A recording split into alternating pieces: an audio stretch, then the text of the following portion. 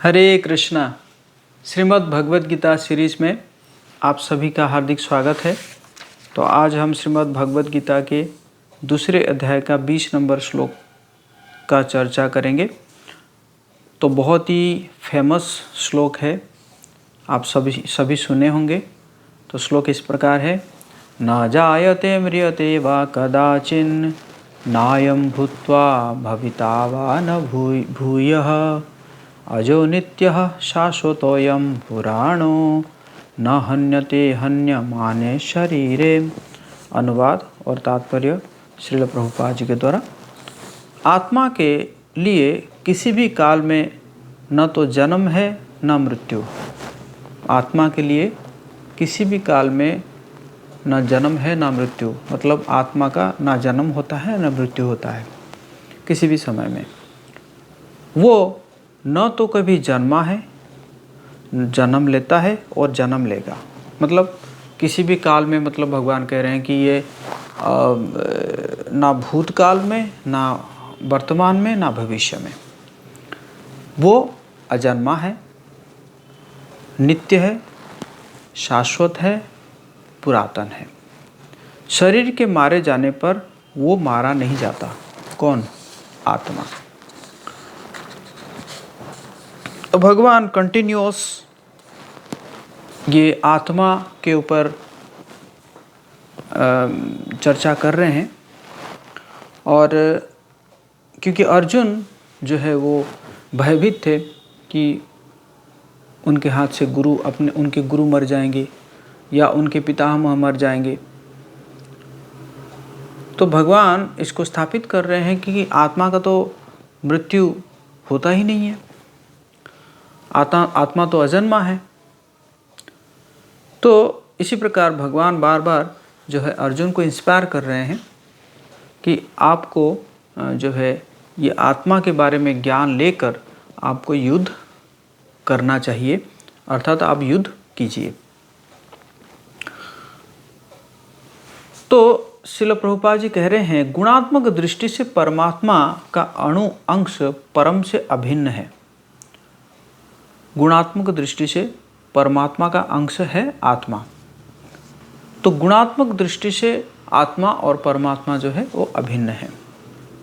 जिस प्रकार समुद्र का एक बूंद पानी, तो गुणात्मक दृष्टि से एक बूंद पानी और समुद्र जो है वो एक जैसा है। मतलब उसका अगर हम कंपोनेंट्स देखेंगे तो एक बूंद पानी में जो कंपोनेंट्स होगा और पूरा जो जल में, समुद्र के जो पानी में भी वही कंपोनेंट्स होगा।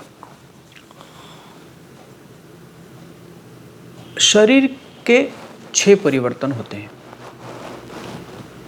पहला तो वो क्या करता है कि जो है जन्म लेता है। दूसरा, धीरे धीरे वृद्धि होता है। तीसरा, कुछ दिन के बाद स्थिर हो जाता है। चौथा, बाई प्रोडक्ट संतान के रूप में या किसी भी रूप में शरीर जो है कुछ बाई प्रोडक्ट देता है। और फिर धीरे धीरे क्षीण होने लगता है। पांचवा और छठा, मृत्यु। तो इस प्रकार शरीर के जो है 6 प्रकार के परिवर्तन होते हैं, लेकिन आत्मा के कोई परिवर्तन नहीं होते हैं। और ये जो आत्मा है, ये आत्मा की कोई उपसृष्टि भी नहीं होती। शरीर की तो उपसृष्टि होती है संतान के रूप में, लेकिन आत्मा की कोई उपसृष्टि नहीं है। और ये आत्मा की कोई उपवृद्धि भी नहीं है। शरीर तो बढ़ता है, लेकिन आत्मा को भी जो है ऐसा नहीं कि आत्मा बढ़ेगा, आत्मा नहीं बढ़ता है। फिर श्रील प्रभुपाद जी एक बहुत सुंदर एनालॉजी दे रहे हैं कि कोई कह सकता है कि हम तो आत्मा को नहीं देख पा रहे हैं।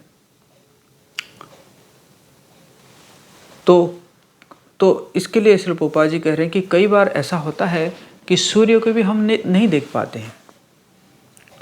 सूर्य जो है वो बादल से ढक जाता है या किसी कारण हम नहीं देख पाते हैं, लेकिन सूर्य की उपस्थिति को हम अनुभव कर सकते हैं। जैसे ही सुबह होता है कि हम सूर्य की उपस्थिति को अनुभव करते हैं। उसी प्रकार ये जो शरीर में जो चेतना है, वो चेतना ही आत्मा की उपस्थिति का लक्षण को जो है वो बताता है। चेतना मीन्स आत्मा का उपस्थिति का लक्षण। और इसी प्रकार तो आत्मा का भी चेतना है, परमात्मा की भी चेतना है, लेकिन दोनों में बहुत अंतर है।